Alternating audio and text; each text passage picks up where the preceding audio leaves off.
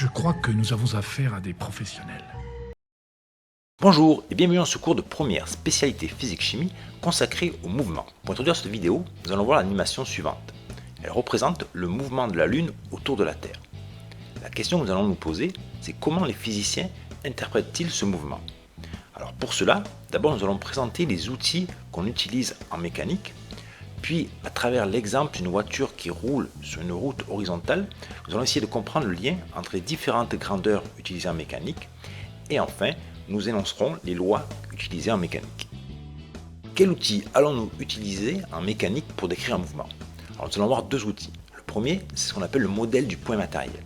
Alors prenons comme exemple une voiture. Imaginons qu'on étudie le mouvement d'une voiture.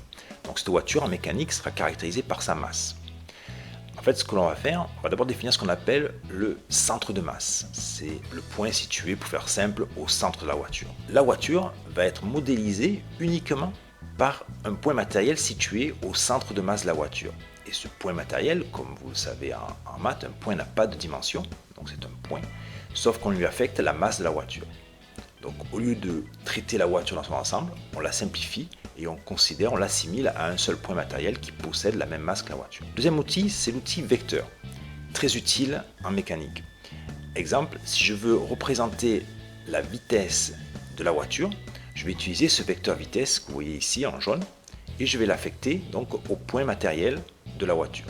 De la même façon, si je veux faire apparaître la force qui agit sur la voiture, je vais faire apparaître ce vecteur force au niveau du point matériel. Pourquoi l'outil vecteur est très utile? Parce qu'en fait, il est très puissant, il contient trois informations. Ce sont les suivantes. Tout d'abord, ce qu'on appelle la direction, qui est donnée en fait par ici le trait de la flèche. Donc la direction, ça peut être horizontale, verticale. Donc là, vous voyez, les deux vecteurs ont une direction horizontale. Ensuite, il y a le sens. Le sens est donné par l'embout de la flèche. Donc ici, le sens, c'est de gauche à droite. Et troisième information, c'est la norme. La norme va être liée à la longueur de la flèche. A priori, tel que j'ai dessiné, la force a une norme plus grande que la vitesse. La norme, rappelez-vous, est toujours positive, elle ne peut pas être négative. Un vecteur contient trois informations, direction, sens et norme. Alors, je vais vous faire apparaître une écriture là, qui est fausse. Pourquoi? Et c'est une faute que commettent très souvent les élèves. En fait, on ne peut pas dire qu'un vecteur se résume à sa norme. En fait, ce que l'on a écrit là, enfin, sous-entendu, on voulait dire que la norme de f est égale à 10 newtons. Donc ça, c'est mal dit. Si on veut décrire la norme, il faut enlever la flèche au-dessus du vecteur là et écrire juste f égale 10 newtons. Ça, c'est juste. Par contre, si vous écrivez le vecteur force égale 10 newtons, vous commettez une erreur parce qu'on se limite à décrire le vecteur par sa norme, ce qui est incomplet. Donc ne jamais écrire ça, c'est mal vu et ça prouve que l'élève n'a pas compris ce que signifiait le vecteur. On va prendre l'exemple d'une voiture de masse M qui roule sur une route rectiligne horizontale. Donc je la fais apparaître ici, donc j'ai repris l'exemple de notre voiture verte de masse 800 kg. Je fais apparaître là le repère OX. En fait, c'est l'axe sur lequel ma voiture va se déplacer. Je fais disparaître la voiture et je laisse uniquement mon point matériel. Je fais apparaître le vecteur vitesse. Ce vecteur vitesse, en fait, ce qui va nous intéresser, c'est sa projection sur ce repère OX. Et contrairement à la norme du vecteur vitesse, elle qui était toujours positive, la projection pourra être positive ou négative. En effet, ici vous voyez sa projection sur l'axe OX, ça va être positive, mais imaginons que le vecteur vitesse soit dirigé vers l'origine ici, la projection à ce moment-là serait négative. Première situation, je considère que ma voiture est à l'arrêt. Par définition, son vecteur vitesse sera nul et donc sa projection sera nulle. Maintenant, faisons le bilan des forces qui agissent sur la voiture. En fait, il y en a deux. La première, c'est le poids de la voiture. Sur Terre, vous savez que le poids est toujours présent et il est vertical, descendant, et sa norme c'est m fois petit g, le champ de gravitation terrestre. Cette force va être compensée par la réaction normale du support. Cette réaction s'oppose au poids et fait en sorte que la voiture reste immobile verticalement.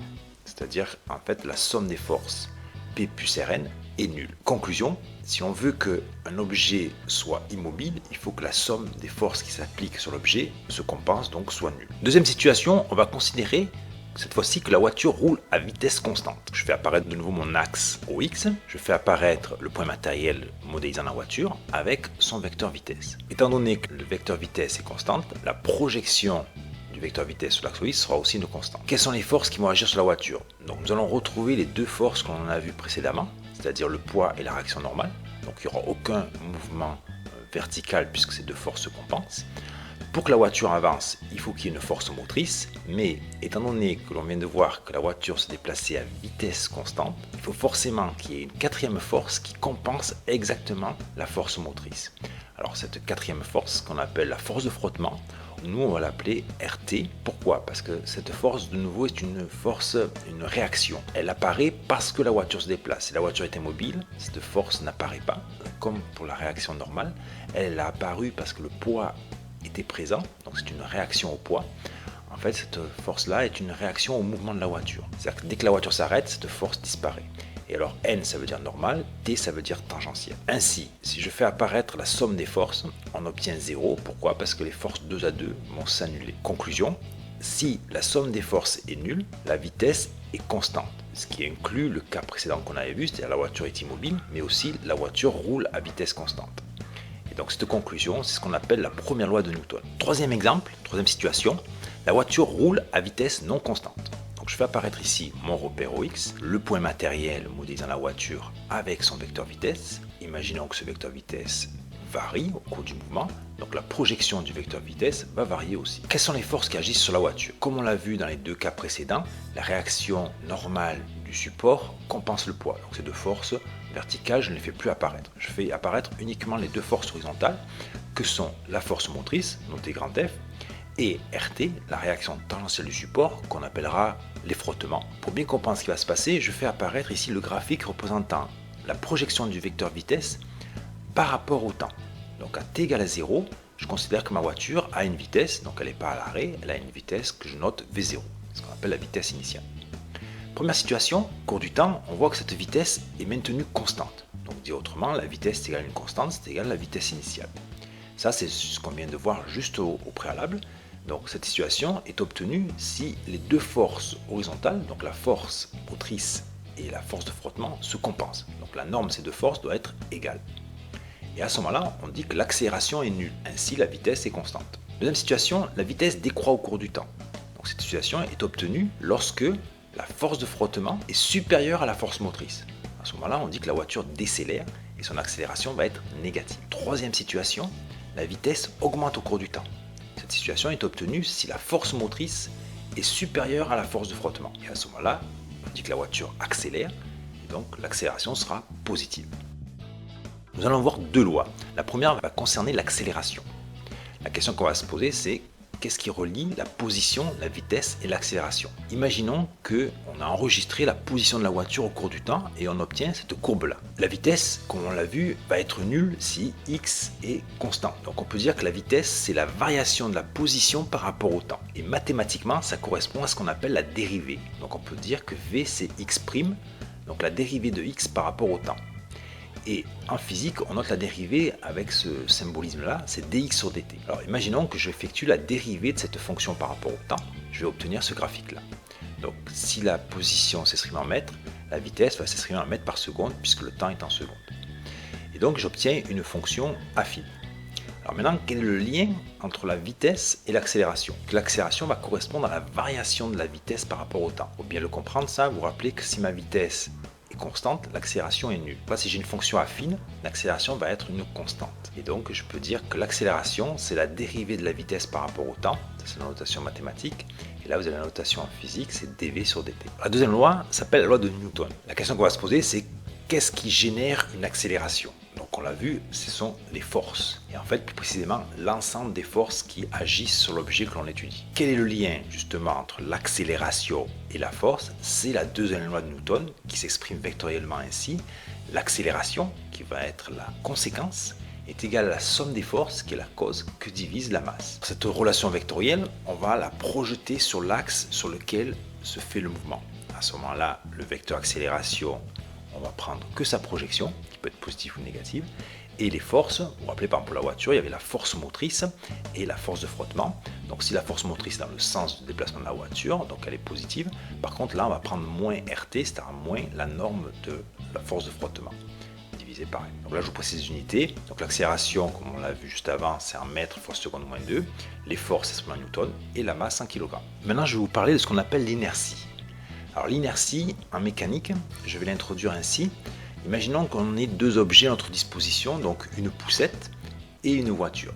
et je vais exercer la même force sur ces deux objets. La force étant la cause, la conséquence va être l'accélération. Et on va constater que l'accélération que va subir la poussette sera beaucoup plus grande que l'accélération que va subir la voiture. Pourquoi? C'est dû à la masse. Donc la masse, en mécanique, on appelle ça l'inertie. C'est-à-dire si un objet a une grande masse, qui est le cas ici de la voiture, par rapport à la poussette, on aura beaucoup plus de mal à le mettre en mouvement ou à l'arrêter s'il est lancé. Donc la masse, en mécanique, on appelle ça l'inertie.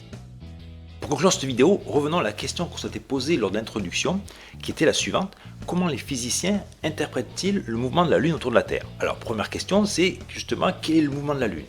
En fait, c'est un mouvement dit circulaire uniforme. Circulaire, pourquoi? Parce que la trajectoire que décrit la Lune autour de la Terre est un cercle. Et uniforme, ça veut dire que la norme du vecteur vitesse de la Lune, sa trajectoire, est constante. Par contre, son vecteur vitesse, lui, n'est pas constant. En effet, si je le fais apparaître dans ces deux positions, vous voyez bien que la longueur ici de la flèche est conservée, donc ça c'est la norme qui est constante. Par contre, la direction du vecteur V1 n'est pas identique à la direction du vecteur V2. Donc les deux vecteurs sont bien différents. Maintenant, je vais calculer puis dessiner son accélération. Alors l'accélération, nous on l'a vu dans le sens projection, c'est-à-dire on a vu que A, c'était la dérivée de la projection de la vitesse par rapport au temps. On peut aussi définir l'accélération, le vecteur accélération, comme la dérivée du vecteur vitesse par rapport au temps. Donc c'est ce que j'ai écrit ici. Et là, on va faire une approximation, c'est-à-dire que la dérivée, on peut l'approximer en disant que c'est une variation du vecteur vitesse que divise une variation de temps. Et donc ce delta V, ça on va dire c'est V2 moins V1. Donc ça, vectoriellement, je vais pouvoir le construire. Là, j'ai mon vecteur V2 et je vais rajouter moins V1. La même direction, mais le sens opposé par rapport au vecteur V1 ici. Et donc, j'obtiens ceci. Donc, si je traçais V2 moins V1, j'aurais ce vecteur-là. En fait, l'accélération, c'est pas exactement égal à V2 moins V1, mais c'est V2 moins V1 divisé par delta T. Donc, delta T, je ne connais pas sa valeur, mais delta T étant la durée qui sépare entre la position 1 de la Lune là, et la position 2. Donc, je peux dessiner un vecteur soit plus grand, soit plus petit que V2 moins V1. Donc là, j'ai fait plus grand. Donc voilà la représentation du vecteur accélération que subit la Lune sur sa trajectoire. Maintenant, on va se poser la question, qu'est-ce qui génère cette accélération? Donc ça, on l'a vu, c'est la deuxième loi de Newton justement qui relie cause à la conséquence. Et donc, cette deuxième loi de Newton dit que la somme des forces est égale à ma. Cette force, en fait, il n'y en a qu'une seule. C'est la force de gravitation que la Terre exerce sur la Lune. Donc là, vous voyez, c'est ce que j'ai exprimé ici. La force que la Terre exerce sur la Lune, donc c'est moins G, masse de la Terre fois masse de la Lune, divisé par D carré, D étant la distance qui sépare le centre de la Lune du centre de la Terre, et fois U, U me permet de donner la direction et le sens de cette force-là, donc U est un vecteur unitaire, donc s'il est dirigé ainsi, donc le signe moins se justifie, puisque vous voyez que la force va être dirigée vers la Terre, donc dans le sens opposé à U. D'après la deuxième loi de Newton, cette force est égale à ml fois A. Donc j'ai bien la relation entre l'accélération et la force que la Terre exerce sur la Lune. Pour finir, nous allons nous poser deux petites questions. La première, c'est quelle serait la conséquence de la disparition de la force de gravitation sur le mouvement de la Lune? Imaginons que j'ai le pouvoir de faire disparaître l'interaction gravitationnelle. Donc la Lune, à ce moment-là, ne serait plus soumise à cette force-là, et comme elle a une vitesse, elle poursuivrait son mouvement, c'est-à-dire elle conserverait sa vitesse, donc elle partirait tout droit et conserverait la norme de sa vitesse, donc elle aurait un mouvement rectiligne uniforme. Deuxième question, quelle serait la conséquence de la disparition de la vitesse de la Lune? Imaginons que je puisse avec ma main stopper le déplacement de la Lune, donc elle serait sans vitesse, et donc dû à la force de gravitation terrestre, la Lune tomberait sur la Terre. Donc en fait, ce qu'il faut retenir, c'est que la Lune a ce mouvement circulaire uniforme autour de la Terre, parce qu'elle est soumise à deux phénomènes, l'attraction que la Terre exerce sur elle et le fait qu'elle ait une vitesse. Ces deux phénomènes se compensent et donc la Lune est maintenue sur cette orbite circulaire autour de la Terre. Voilà, je vous remercie pour votre écoute et à bientôt. C'est de toute beauté.